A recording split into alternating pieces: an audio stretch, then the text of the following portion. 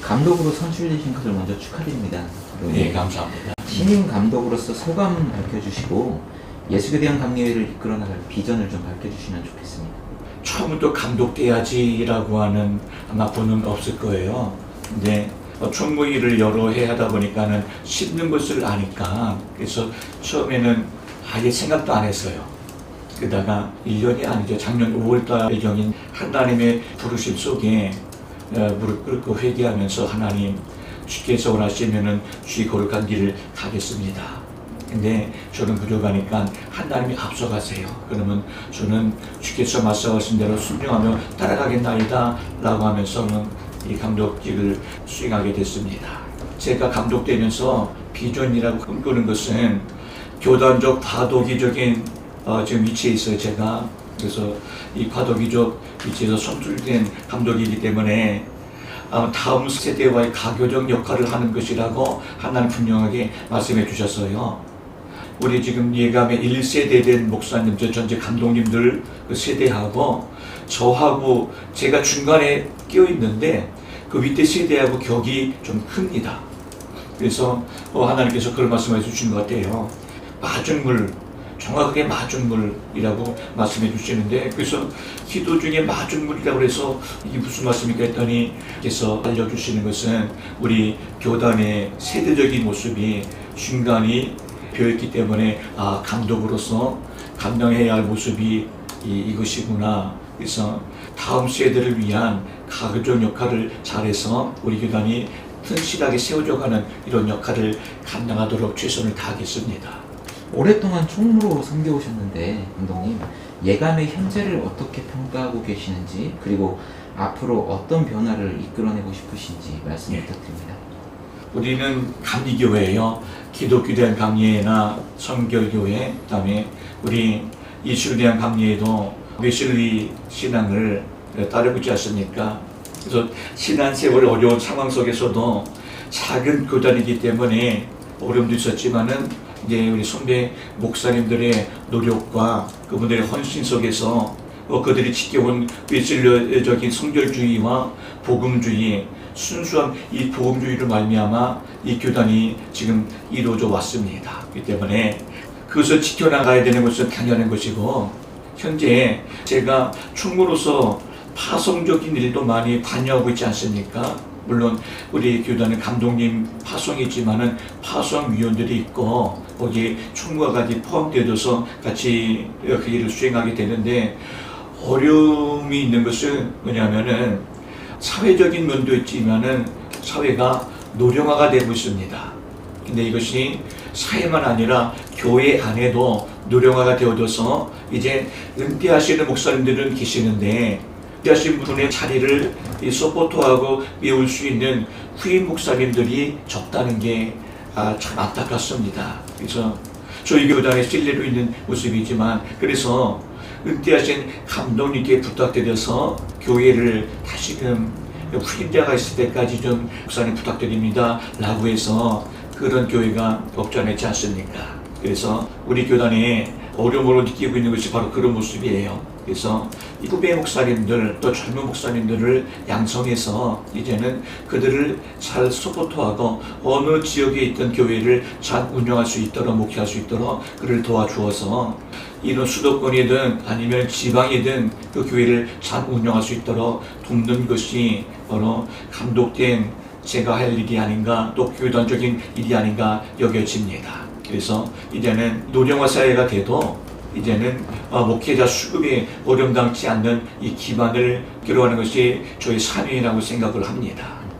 감독님은 이제 목회자로서 예. 먼저 어떤 목회 철학을 갖고 계시는지 말씀 부탁드리고 이를 감독으로서 또 교단을 목양해 나가는 데는 어떻게 실현해 나갈 생각이신지.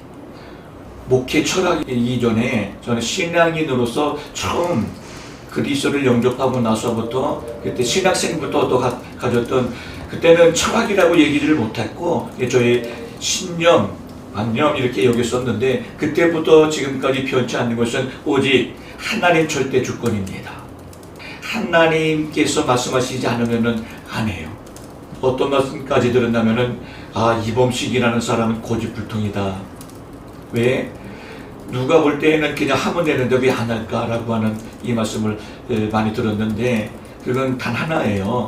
하나님께서 원하시는 모습 안에서 방법으로 하는 것이 하나님이 기뻐하시는 하나님의 일이 되지, 사람이 그것을 한다고 다 하나님의 일이라고 생각하지는 않습니다. 그래서 신학교 때에는 아무리 시험 기간이고 졸업 시험이 앞에 있어도 제가 하나님 앞에 정한 시간, 기도 시간을 많이 정합니다. 그러면은 이 동기들하고 같이 공부하도 좀 없어져요.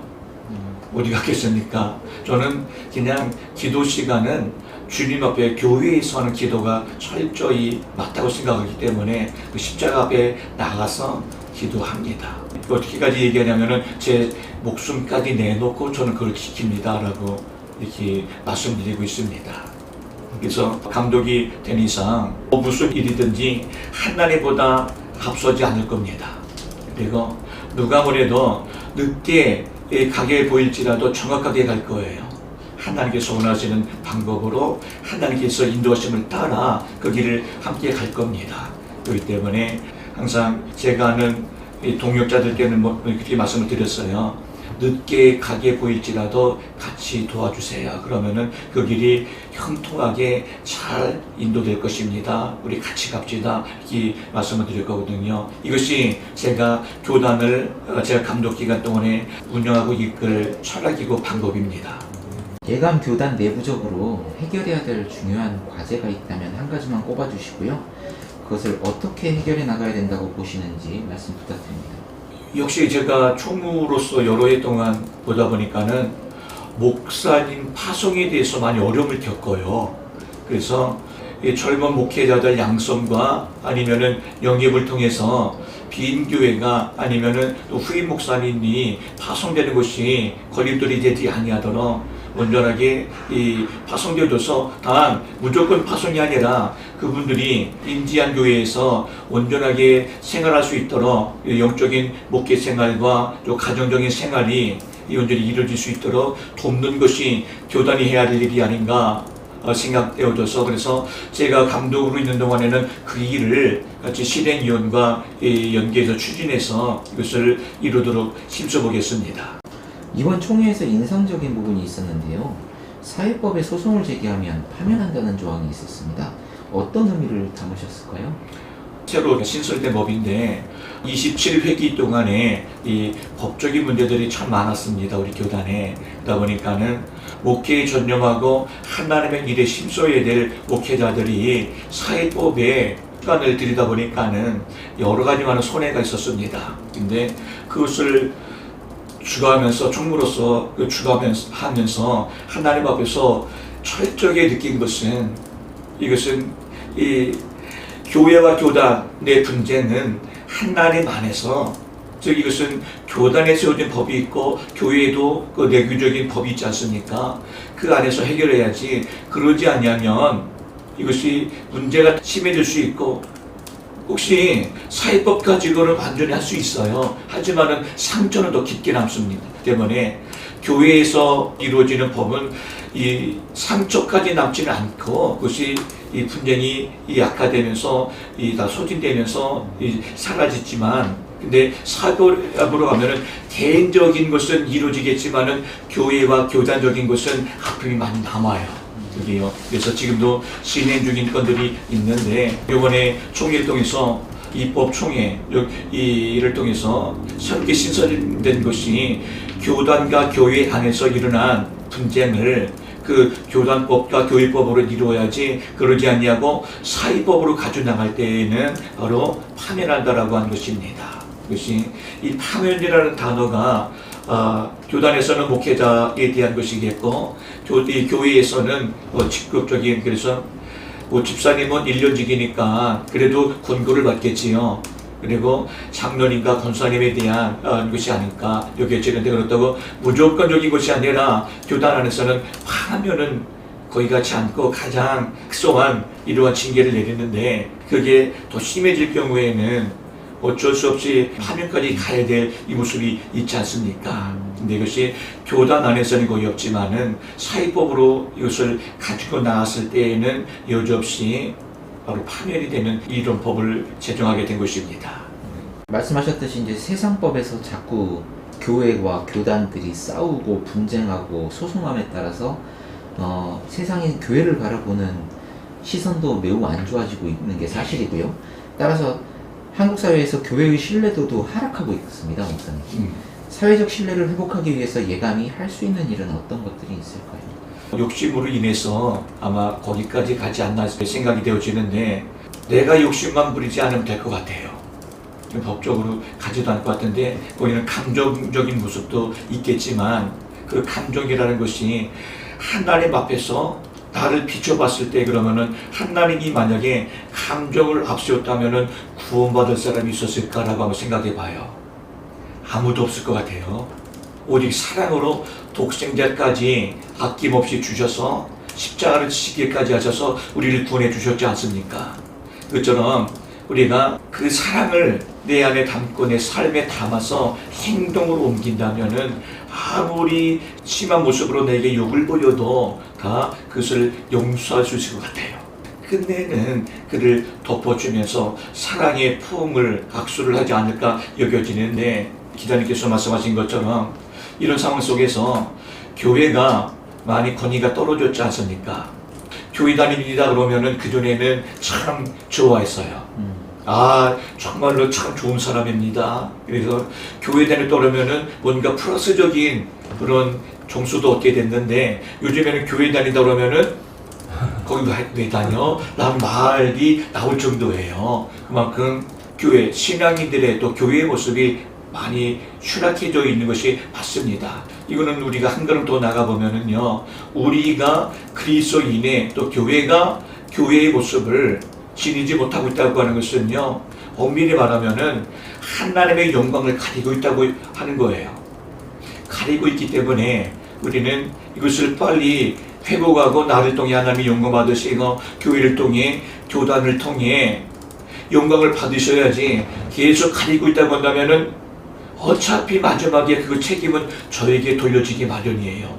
그리스도인 된 교회인 나에게 하나님께서 물을 것이니까 그때는 아무 대답도 못할 것 같아요. 기회가 있을 때에 우리가 그 모습을 회복해야 되는데 그 회복하는 모습이 주의 사랑을 담고 섬김과 나눔과 헌신의 모습으로 나갈 때에 사회 속에서 이 작은 소금처럼 녹아지는 모습이 될 때에 바로 그러면은 나를 인정하는 것이 아니라 하나님께서 인정받으시지 않을까, 높임을 얻으시지 않을까, 즉 영광이 되지 않을까 여겨집니다. 그래서 나를 낮추고 주께서 말씀하신 것처럼 빛과 소금처럼 우리가 희생하고 헌신하는 삶을 살 때에 비로소 교회가 교회다운 모습을 회복될 줄 저는 확신합니다. 교회는 다음 세대와 함께 성장을 해야 하는데요, 목사님. 네. 점점 노령화되는 한국 교회 현실에서 젊은 세대들을 받아들이고 더 포용하기 위해서 교회가 어떤 노력을 기울여야 할까요? 이 질문을 받으면 먼저 생각나는 것이 멀리 가지 말고 교회 안에서, 가정 안에서, 교회 안에서 젊은이들을 지켜야 된다고 생각합니다. 교회 안에 젊은이들이 온전히 지켜질 때에 더 나아가 사회 속에서도 젊은 그리스도인들로서 포용력 있게 그들의 친구들과 지인들에게 오히려 주님의 영광을 나타내 보이는 그러한 이 사명을 감당할 것이라고 여겨집니다. 우리가 잘못 오해하고 있는 것이 기성세대의 기준에 맞춰서 무조건적인 헌신과 봉사를 요구한다면은 오히려 이것이 그들을 주 앞에 세워지는 일꾼의 모습을 막는 것이 아닐까 여겨집니다. 교회 안에서는 장로님들이나 권사님들이 또 지금 교회에 중책을 맡고 있는 분들이 빨리라고 하는 말 속에서 자, 일꾼 해야지, 이렇게 해야 돼, 저렇게 해야 되라고 하는 것을 자신도 모르게 남발하면서 권할 때가 있어요. 근데 청년들은, 젊은 세대들은 아직 준비가 과정이기 때문에 확실하게 준비된 그런 모습이 아니기 때문에 그것이 부담으로 다가오고 그 부담감이 오히려 주 앞에 세워질 모습을 자꾸 짓누르게 된 모습이 될 수 있습니다. 그것은 교단도 마찬가지고요. 젊은 목회자들을 세우면도 마찬가지로 여겨지는데, 이 때문에 그들을 끝까지 인정해 주고 기다려 줘야지요. 그 다음에 그들이 바로 세워줄 수 있도록 교회에서, 교단에서 그들을 도와주고 서포트해 줄 때에 그들이 바로 세워지는 일꾼들이 되어줄 줄로 믿습니다. 이것이 더 크게는 한국 교계가 교단을 가리지 않냐고 전 세계를 기독교화하기 위해서, 하나님 나라 이루기 위해서는 모든 젊은이들에게 공통적으로 이렇게 대응해야 된다고 생각이 됩니다. 그러지 않으면 세상 문화가 너무 발달되어 있기 때문에 아마 우리가 그 문화보다 앞서지 못할 거예요. 하지만 우리가 기도하면서 함께 겸손하게 그들을, 내가 낮은 자세로 그들을 돌보고 협력해 준다면은 아마 젊은 세대들이 우리를 더 잘하는 하나님의 거룩한 일꾼들이 될 줄로 확신합니다. 이제 연합기관에 대한 질문인데요. 한국교회 연합기관이 한교총, 한기총, 한교연 등으로 이렇게 분열되어 있습니다. 연합기관 통합, 한국교회 과제인데 어떻게 이루어나가야 한다고 생각하시나요? 제가 일반 목사로 있을 때에는 그냥 한국기독교연합회, 한국총교회연합회 회가 있는 것을 알아요. 알기 때문에 있구나 라고 했는데, 처음으로써 재직하면서 실질적인 업무를, 회의를 참여하다 보니까 생기는 게 뭐냐면은 이런 생각이 들었어요. 왜 기관들이 나눠져 있지? 근데 색이 있더라고요. 왜 나눠질 수밖에 없는 거지? 이기주의와 이해관계 속에서 이게 합쳐지지 않으니까 나눠진 모습이 나타났다고 여겨집니다. 물론 나눠졌기 때문에 세 분파로 있기 때문에 장점도 있습니다만 단점이 크다고 생각해요. 하나된 모습에서 역할을 같이 분담해 나간다고 한다면은 한국 기독교가 이제 교단 가리지 않냐고 하나님 앞에 온전한 모습으로 설 수 있을 터인데, 근데 지금은 알게 모르게 회의에 참석하다 보면은 거기서도 색깔이 나눠져요. 교단적인 모습이 나눠져서 결국에는 너무 죄송한 말씀이지만은 그래서 안 되는데, 은혜 속에 시작했다가 나중에는 원성이 높아지는 모습까지도 있게 됩니다. 그런 모습 속에서는 저는 그렇게 생각해요. 이 모습 속에는 우리 주님은, 우리 하나님 어디 계신가? 하나님의 이름으로 시작된 회의가 사람의 이름으로 다시 바뀌어버리는 이 모습이 됐는데, 엄연하게 목사님이랄지라도 자기 개인적인 감정이나 이기심 가지고 어떤 일을 행할 때에는 거기에는 주님이 없다고 생각해요. 하나님께서 함께 하실 때는 겸손하게 사랑으로 모든 것이 내 것만 오른 것이 아니라 상대방 것도 오르기 때문에 같이 절충하고 연합해 나가는 것이 연합의 모습이 아니겠습니까? 그리 나갈 때에 내 이해관계, 내 욕심을 내려놓고 함께 상생으로 나갈 때에 온전한 연합회가 될 줄로 믿습니다. 한국교회 내 자유주의 신학의 영향으로 차별금지법을 옹호하거나 동성애를 지지하는 목소리가 점점 교회 안에도 커지고 있습니다. 일부 교단에서는 목사들이 동성애 축복식에 참여해서 논란이 되기도 했는데요. 이러한 세태를 어떻게 바라보고 계시는지, 이런 때일수록 예감이 지켜가야 할 가치는 무엇일까요? 이번에 28자 총회에서도 우리는 이 발의를 했는데, 감독으로서 우리 교단은 절대 노입니다. 하나님의 말씀, 복음을 떠난 어떤 것이든지 인간의, 사람의 이성에게는 마주치는 있어도 하나님의 말씀 안에서는 한 것이기 때문에 하나님이 금한 것은 금하는 거예요. 이게 우리가 순종으로 따라가야 합당한 것이지, 그것을 사람의 생각으로 이렇게 하면 좋겠는데는 내 생각이에요. 말씀을 벗어나서 내 생각이 옳다는 것은 절대 말씀이 될 수 없기 때문에 그것은 절대 합당하다고 생각하지 않습니다. 그래서 자유주의 사상, 그 다음에 이 포괄적 차별주의, 그 다음에 동성애, 이것은 이미 성경에서도 보면은 소돔과 고모라 시대 때에 만연해 있었지 않습니까? 그 모습을 하나님은 심판하셨습니다. 심판하셨다고 하는 것은 하나님 말씀에 어긋났기 때문에 그것을 파는 이 모습을 보여주신 것인데, 그렇다면 그 모습을 오늘날로 끌어들인다면은 어떻습니까? 제가 개인적으로 알고 있는 것은 목사님들이 동성애 가서 축복식하고 했던 것은요, 이런 모습이에요. 교회가 사랑이 주니까, 사랑에 중점이 있으니까 모든 사람들을 사랑하고 포용하는 근데 안 되는 것이 뭐냐면은 하나님은 하나님 법 안에서예요. 말씀 안에서 사랑. 하나님의 뜻 안에 사랑이지 모든 사람 무조건 사랑은 아니에요. 주인을 사랑하시는 것은 회개가 전제가 되지 않습니까? 전제가 되고 주 앞에 섰을 무릎을 꿇을 때에 오로지 사랑하는 모습, 그 모습이 되는 것인데, 근데 이것이 존재되지 않고 무조건 사랑이라는 말을 내다 보니까 바로 이런 모습이 나타나지 않나 여겨집니다. 사랑은 하나님께서 하시는 거예요. 우리는 다만 내게 주신 사랑을 위임받은 것을 행할 뿐이고요. 이 때문에 중점인 하나님께서 하실 사랑, 하나님께서 하실 모습을 우리가 대행할 때에는 철저하게 하나님 뜻대로, 하나님 말씀대로 해야 된다고 저는 생각합니다. 그렇기 때문에 그런 자유주의적인 신학과 포괄적인 차별금지법, 그 다음에 동성애는 절대 반대한다는 것을 저는 다시 밝힙니다. 감사합니다. 네, 수고하셨습니다. 너무